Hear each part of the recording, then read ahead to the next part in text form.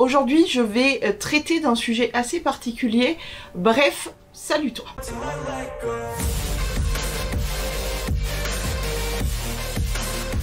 En commentaire, je veux que tu mettes cet emoji là.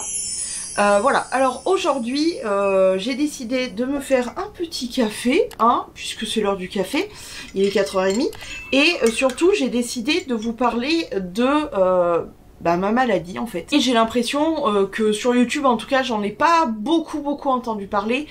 J'en ai entendu parler un petit peu sur TikTok notamment, mais je crois que hormis ça j'en ai pas énormément entendu parler.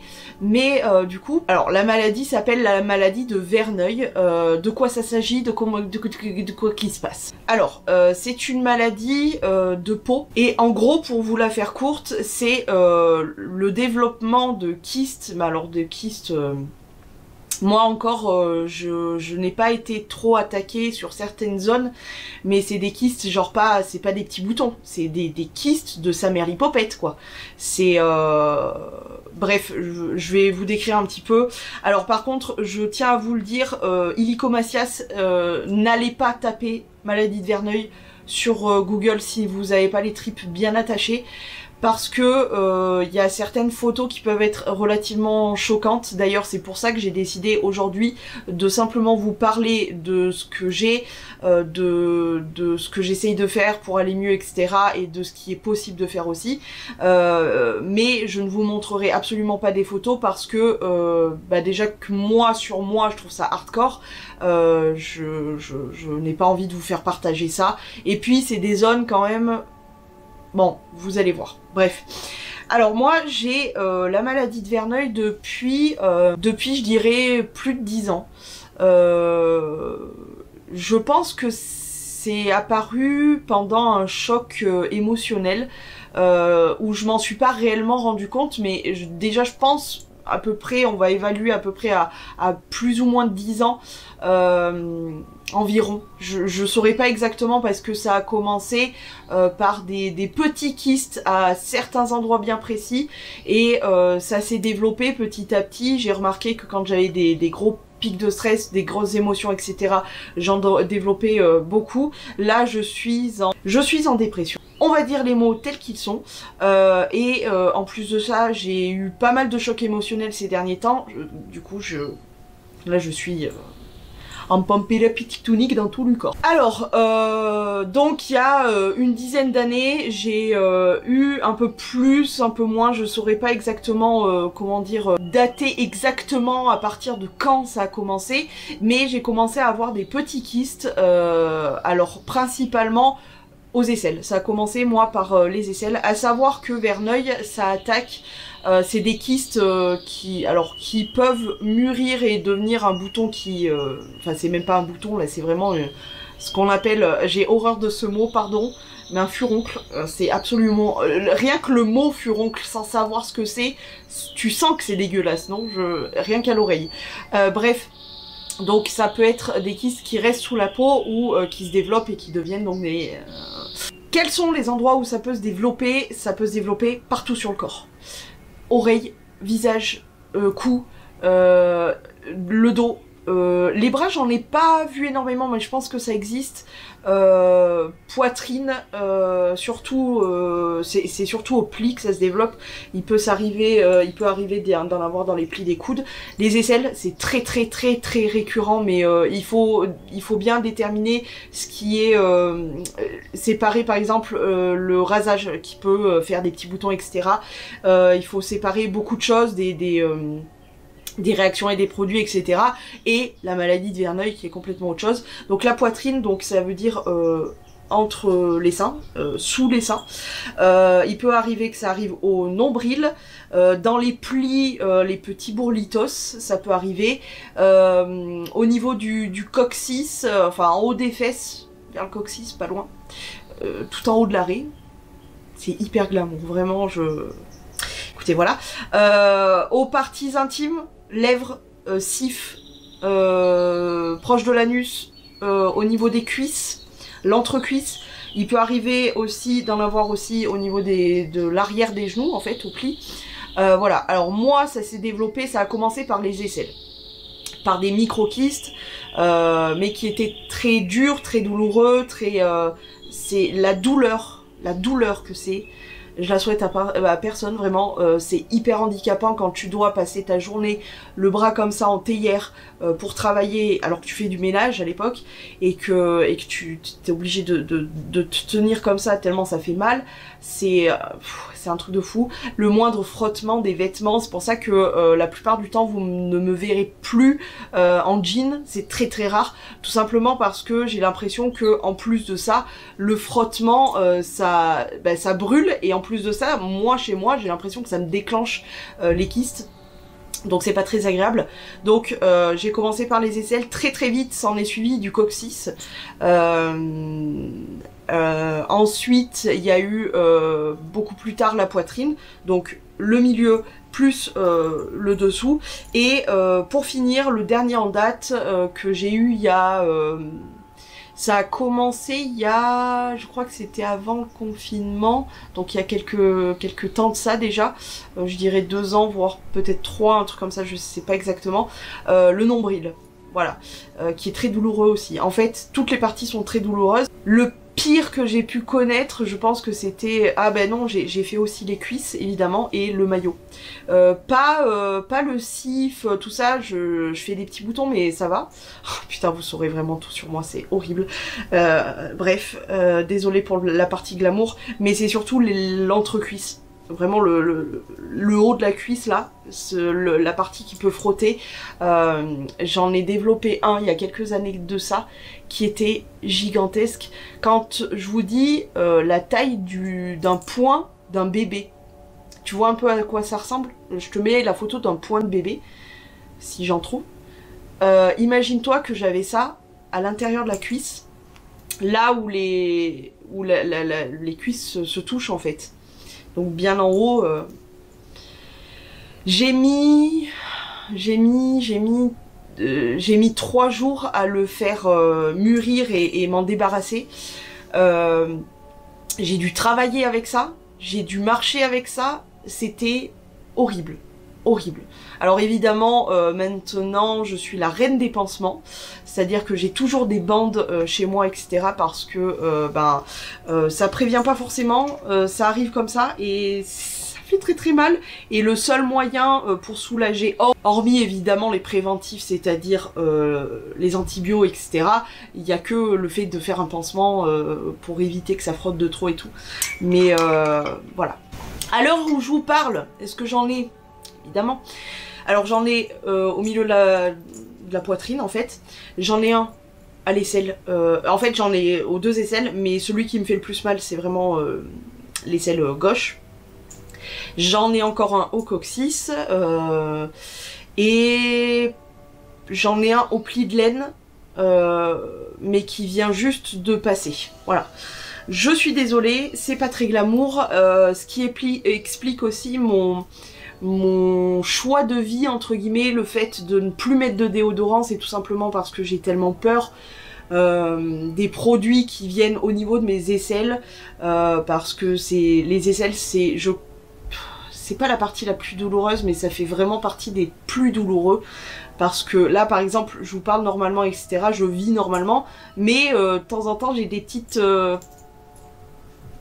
le sens quoi. Alors hormis le fait que ça soit très peu esthétique, parce que on se retrouve avec des grosses balafres, j'en ai un peu partout. J'en ai beaucoup à l'entrecuisse, vraiment en haut des cuisses encore une fois, j'en ai énormément et c'est assez complexant, chose qui par exemple l'été c'est tout con, mais vous ne me verrez pas en slip de bain. J'arriverai peut-être, sûrement, je pense, à passer le cap, peut-être. Mais voilà, je suis balafrée de partout. Les aisselles, je suis balafrée. La poitrine, j'aimais beaucoup ma poitrine jusqu'à temps que j'ai pas ces trucs qui arrivent. Je trouvais que c'était bon.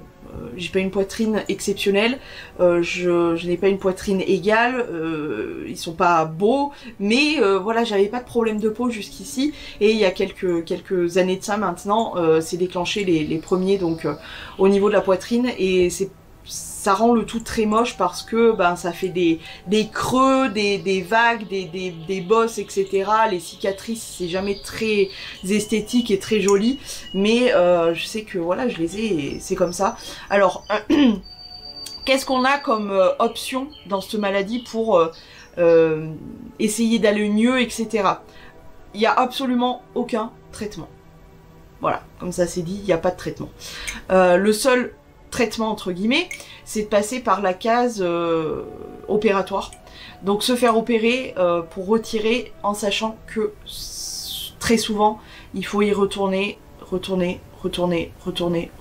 pendant vraiment plusieurs fois.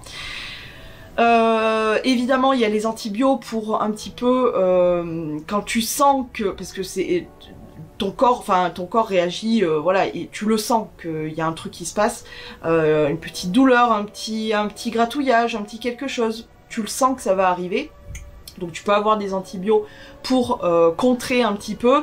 Après, c'est pas dit qu'ils n'arrivent pas. Alors comme je t'ai dit, il n'y a pas vraiment de traitement pour arrêter la maladie. Il n'y a que une case pré-crise, etc. qui peut faire en sorte de calmer, voire peut-être aussi qu'il n'arrive carrément pas, ou alors passer carrément par la case opération pour retirer le mal. Les soins apportés, alors tout simplement déjà, moi je suis du style à ne mettre aucun produit. Parce que des fois c'est des plaies ou des trous qui restent ouverts pendant certains temps, etc. Alors moi je suis pas, je mets plus de pansements sur certaines zones parce que notamment les aisselles et tout, c'est très compliqué d'avoir des pansements. Faudrait le changer presque toutes les 5 minutes tellement ça glisse, etc. C'est très complexe. Même si j'ai des pansements adaptés, c'est quand même pas super pratique. Simplement, je ne mais plus de déo. Ça fait quelques années maintenant que je mets carrément plus de déo. Bah en fait, quand j'ai commencé Verneuil, c'était des petits kystes et qui sont pas restés trop. Et puis c'était vraiment très... tu vois, ça arrivait un peu comme ça. Selon mon état de stress, de fatigue et d'anxiété, de troubles émotionnels, j'ai l'impression que c'est vraiment ça qui fait que ça réveille tout. C'est assez terrible, en ce moment je le bouffe bien comme il faut, mais bon bref, en tout cas, donc ça avait commencé par des tout petits, maintenant c'est beaucoup plus important. En fait c'est par vague, mais là par exemple je suis à un stade, au niveau des aisselles, je suis à un stade moyen, on va dire. Pas cool, pas fort, moyen. Au niveau de la poitrine, en ce moment c'est plutôt cool. Au niveau de mon nombril, c'est plutôt cool aussi. Au niveau du maillot et de l'entrecuisse, à part le dernier en date là, au pli de laine, juste au début de la semaine, ça va à peu près. Au niveau du coccyx, c'est comme les aisselles, c'est plutôt moyen, c'est-à-dire que il part, il revient. Dès que j'ai un petit pic de stress, paf, il revient. Donc voilà, ce que je fais moi pour nettoyer ma peau, etc. Déjà, bon, toujours avoir les mains propres, etc. Mais moi, ce que je fais surtout, c'est... alors quand vraiment je suis en crise, que tu sens qu'il est en train de venir, qu'il est en train de grossir énormément, qu'il est en train d'être très douloureux, bouillant, parce que quand tu touches ta peau est bouillante, carrément je crois que tu pourrais faire cuire un œuf dessus. Quand ça commence à être vraiment à son apogée, le mieux c'est de prendre une douche bien chaude pour drainer à l'intérieur et faire en sorte que ça mûrisse plus vite. Et sinon, une fois que le mal est extirpé, ce que je fais pour nettoyer la chose, c'est que tout d'abord c'est une douche évidemment avec un savon. Alors j'ai le lait de chèvre, lait d'ânesse, principalement c'est ces deux-là, lait de chèvre et lait d'ânesse, qui sont d'une douceur pas possible et ça me fait un bien de fou. Ça aide, quoi qu'il en soit, ça aide un petit peu. Ensuite, évidemment, si vraiment la plaie est... Alors, je sais pas si vous venez de le voir, je me rends compte qu'il faut que je vous explique que de temps en temps, je sais pas si quelqu'un a déjà fait attention à ça, c'est que de temps en temps, il m'arrive de décoller un peu les bras comme ça parce que bah, c'est douloureux, que j'ai besoin de, entre guillemets, de respirer les aisselles, c'est-à-dire de relâcher un peu la pression. Donc de temps en temps, il va m'arriver de faire ça, et ça, vous pouvez le voir dans toutes les vidéos, si vous êtes attentif. Je le fais pas tout le temps parce que je suis pas tout le temps en crise, évidemment, mais voilà, de temps en temps, ça m'arrive de le faire. Et je m'en rends pas forcément compte, et du coup j'en profite dans cette vidéo pour vous le dire, comme ça ne soyez pas surpris. Donc j'évite les produits, je mets pas de crème évidemment, je mets rien du tout. Il y a des crèmes, pardon, il y a des crèmes antibiotiques qui honnêtement je trouve ne fonctionnent pas plus que ça. Ça n'évitera pas la opération, etc.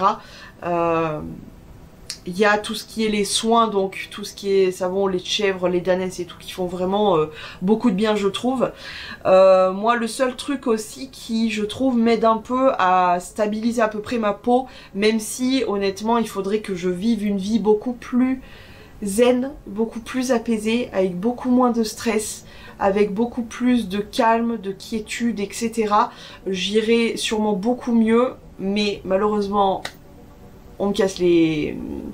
par contre, le seul truc en complément alimentaire, parce que autant, oui, il faut traiter l'extérieur, évidemment, mais il faut traiter aussi l'intérieur. Le seul truc que je prends, c'est un complément naturel et un complément alimentaire naturel, pardon, j'ai oublié un petit mot, que je trouve chez moi est relativement efficace dans le sens où j'ai l'impression que ma peau est quand même plus cool quand je suis vraiment le traitement, et j'ai vu que en faisant des pauses, alors je peux faire des micro-pauses vraiment très très courtes, mais une pause sur une longue durée je ne peux pas parce que ma peau reprend le dessus et c'est une catastrophe. Mon petit secret, vous le savez si vous me suivez depuis très longtemps, vous le voyez très souvent passer, c'est les pots de compléments alimentaires d'huile, d'onacre et bourrache. Ça aide énormément, même sans parler de verneuil, ça aide énormément la peau à être beaucoup mieux. C'est-à-dire que si tu suis un protocole de soins de la peau précis, avec des lotions, des crèmes, voilà, ta peau ira beaucoup mieux, et en plus si tu rajoutes ça, c'est parfait quoi. Après, c'est un tout. C'est autant l'extérieur que moi perso, l'huile d'onacre et bourrache, je pourrais plus m'en passer parce que je vois qu'il y a vraiment une différence en fait quand j'en prends pas et quand j'en prends. C'est tout bête. Donc voilà, peu importe la marque, etc. Ça c'est du gros pipoland. Il faut juste... moi perso, c'est surtout le prix qui me dicte, mais en vrai ce sont toutes les mêmes, et je peux vous dire que j'en ai passé et repassé des huiles d'onacre et bourrache de toutes les marques possible et inimaginable. Donc voilà, penchez-vous sur l'huile d'onacre et bourrache qui est vraiment pas mauvais pour les soins de la peau. Encore une fois, sans parler de verneuil, si vous avez besoin d'un petit boost pour avoir une peau plus sympa, l'onacre et bourrache c'est plutôt pas mal du tout. Et moi du coup je trouve que ça m'aide un petit peu avec verneuil. Alors sur certaines parties aussi, il m'arrive de faire, notamment j'avais donc, comme je vous ai dit, début de la semaine, au pli de laine, un kyste au pli de laine, et je crois que c'est ceux qui font partie. Je pense que vraiment les aisselles et les plis de laine, c'est les plus douloureux, dans le sens où bah, c'est des plis qui sont actifs. C'est-à-dire quand tu marches ou quoi, ou tu fais quelque chose, t'as forcément besoin de tes bras et du coup ça bouge beaucoup, ça frotte beaucoup. Et ben les plis de laine, c'est carrément les plis des cuisses. Donc forcément quand tu marches, ça frotte, la peau agit. Et il s'agit une petite pointe de stress que j'ai ces derniers temps régulièrement. Et du coup, paf, ça déclenche. Un des trucs que je peux utiliser de temps en temps, donc c'est là, c'est pour ça que je vous parlais des plis de laine, j'utilise des pansements. Pendant longtemps, j'ai utilisé du tulle gras. J'en utilise encore, mais pas tout le temps, c'est pas systématique. Mais le tulle gras, c'est plutôt pas mal. Pourquoi? Parce que ça aide à cicatriser plus vite et je crois que ça a une action genre antibactérienne, il me semble, je suis pas sûre. Peut-être que je dis des conneries, mais je crois. Hein. Bref, en tout cas, ça aide à cicatriser plus vite, ça c'est sûr. Voilà, je sais pas trop quoi vous dire de plus. Je sais que peut-être, possiblement, la maladie finira peut-être par s'en aller un jour, je ne sais pas. Je sais que bon, il reste les opérations, mais c'est pas ce qui marche à 100%. On s'adapte beaucoup à cette maladie dans le sens où par exemple j'ai tendance à beaucoup porter des débardeurs, pas pour faire voir mes magnifiques aisselles toutes balafrées avec encore de temps en temps des kystes, etc. Non, tout simplement la nuit j'aime bien en porter parce que ça permet à mon aisselle de respirer, d'être à l'air libre. L'été c'est très compliqué parce que voilà t'as des tenues qui sont plus courtes, forcément t'as des débardeurs, des conneries, et t'es un peu là en mode je vais attraper les trucs comme ça sans trop soulever les aisselles parce que c'est quand même une maladie qui est assez gênante dans le sens où esthétiquement c'est pas très joli parce que ça se voit, t'as des balafres, t'as des kystes qui reviennent, voilà, donc c'est vraiment pas beau du tout. Et hormis ça, c'est le fait que je peux pas mettre de déo, donc c'est pas que je pue la mort, hein, faut pas déconner, mais c'est vrai qu'avec Verneuil, vu que c'est des boutons qui des fois des kystes qui des fois suppurent, etc. Enfin, du coup, ça... Voilà. J'espère que vous passez un très bon moment glamour avec moi. C'est pour ça que je me suis mis vraiment genre en mode maquille et tout, parce que je savais que le sujet était quand même assez hardcore et qu'il fallait un peu d'appréciation pour encaisser tout ça. Mais en même temps, voilà, je vous en ai plus ou moins parlé pendant des vlogs, pendant ce genre de vidéos, mais j'ai jamais pris le temps réellement de me poser et de vous expliquer ce qu'est Verneuil, le pourquoi du comment. Alors après, Verneuil, ça n'est pas une maladie, alors c'est une maladie qui est apparemment très difficile à détecter dans le sens où les professionnels sont pas souvent... pourtant c'est une maladie qui est quand même un peu ancienne, sont pas souvent... en alerte sur cette maladie. Les traitements, comme je t'ai dit, il n'y en a pas, à part passer par l'opération et puis l'avant. Il faut pas non plus confondre Verneuil avec le fait d'avoir des poils incarnés, parce que le poil incarné, ça a tendance à créer du bouton, mais moi j'ai déjà eu des poils incarnés, c'est pas du tout la même chose, hein. Verneuil, c'est le point de bébé dans ma cuisse, je m'en rappellerai toute ma vie, ça m'a tellement choquée. Voilà, écoutez, je sais pas si j'ai trop fait le tour, mais c'est une maladie qui peut être... c'est pas une maladie auto-immune, je me suis renseignée un petit peu. C'est pas... ça peut être genre génétique et tout. Alors, je sais que mon géniteur en faisait un petit peu. Je sais qu'il en faisait un petit peu, il me semble, mais c'était pas énorme. Ma mère fait des petits boutons, mais rien de bien violent. Mon frère a eu longtemps le coccyx, mais je crois que c'est à peu près tout. Mais il y a que moi qui a bouffé autant, quoi. C'est une maladie qui est déclenchée par, on sait pas trop, des troubles émotionnels, des chocs émotionnels, tout plein de choses. Et moi, je sens réellement que quand j'ai des pics de stress, des pics d'angoisse, de stress, etc., chose qui arrive très souvent parce que je suis clairement une stressée de la vie, bah là c'est l'éclatade dans mon corps, hein, franchement, l'éclatade sur mon corps même. Voilà, je pense que j'ai relativement fait le tour. Je vais continuer à plutôt... Là j'ai une petite décharge, tu vois. À plutôt bien souffrir. Parce que c'est quand même... ça fait relativement mal, hein, je dois bien avouer. Je sais pas si vous connaissiez Verneuil, si vous-même vous avez Verneuil. N'hésitez pas à me le dire en commentaire, parce que c'est vrai que moi j'en ai très peu entendu parler. De temps en temps j'en entends parler, comme je vous dis, sur TikTok, mais avant ça... non, j'en avais pas entendu vraiment parler, même sur YouTube, j'en ai jamais, je crois peut-être une fois, mais sans plus. Mais voilà, je pense que c'est important de parler de toutes ces petites maladies qui sont invisibles et dont on parle pas forcément.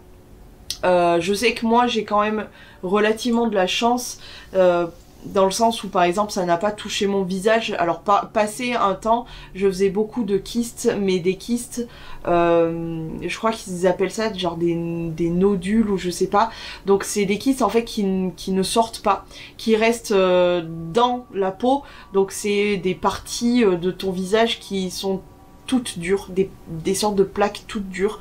Il y en a qui sont beaucoup plus atteints, où la maladie est vraiment hyper poussée, au niveau des oreilles et tout. J'ai vu vraiment des trucs, faut avoir le cœur bien accroché et savoir de quoi on parle. Quand on parle de Verneuil, c'est vraiment loin d'être glamour, je vous le dis. Mais voilà, un gros soutien à vous si vous avez Verneuil. N'hésitez pas à me le dire en commentaire, qu'on puisse genre se soutenir tous ensemble. Et puis ne pensez jamais, et ça vaut pour Verneuil, mais ça vaut pour beaucoup de maladies qui restent assez invisibles. Je pense à ma copine Audrey de la chaîne Audrey Diary qui a le SOPK et qui, c'est pas une maladie qui se voit forcément, genre tu croises dans la rue, tu dis ah elle a ça. Non, c'est pas des maladies qui se voient, mais il y en a énormément. La maladie de Crohn, petit clin d'œil aussi à l'une d'entre vous. Il y a beaucoup de maladies qui ne se voient pas forcément et pourtant qui nous... Alors moi je sais que dans mon cas ou dans beaucoup de cas, c'est des maladies qui font chier, qui sont douloureuses, qui sont... Vraiment c'est pénible. Et Verneuil ça fait partie des maladies qui sont quand même douloureuses, mais je le cache parce que bah voilà, je vais pas à chaque fois déballer le truc, ouais j'ai Verneuil, je pisse des aisselles de partout, c'est dégueulasse, ça pue la mort, bah, voilà, je vais pas passer mon temps à dire ça. Maintenant vous êtes au courant, j'en ai parlé un peu, je me soigne comme je peux, j'essaye d'aller mieux comme je peux. C'est pas évident parce que c'est pas une maladie très glamour, bah en même temps quelle maladie est glamour en vrai, mais voilà, c'est pas facile du tout. Mais tout ça pour vous dire que ne croyez pas que parce que les gens ont l'air d'aller bien, ils ne se cachent pas une maladie invisible en eux. Croyez pas ça, restez ouvert au fait que tout le monde a des maux. MAUX. Voilà. Tout le monde a plus ou moins des maladies, des maux, etc. Il y a autant les maladies comme ça, mais il y a les maladies mentales sur lesquelles je pense qu'un jour je reviendrai. Mais voilà, soyez ouverts au fait que la maladie ou le handicap, etc., c'est pas seulement de se retrouver dans un fauteuil roulant ou avec des béquilles ou je ne sais quoi. Il y a ça évidemment, mais il n'y a pas que ça. Donc voilà, Verneuil ça fait partie des maladies de peau qui sont quand même relativement graves, même si moi à mon échelle il n'est pas trop grave, mais ça peut être vraiment beaucoup plus grave.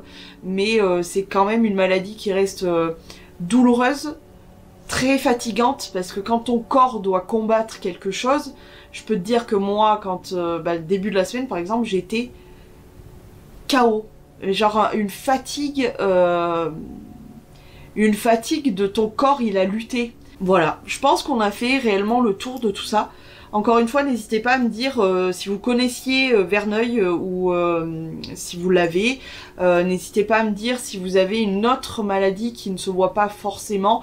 Bref, on est là pour se soutenir, donc c'est pour ça que, encore une fois, je vous encourage grandement à me laisser des commentaires et puis voilà, qu'on puisse discuter tous ensemble. C'est le but de ma chaîne, c'est ça en fait.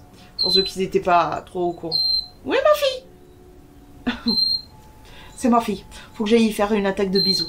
Donc je vais vous laisser. Je vous fais plein de gros poutou-poutou et je vous dis à très vite.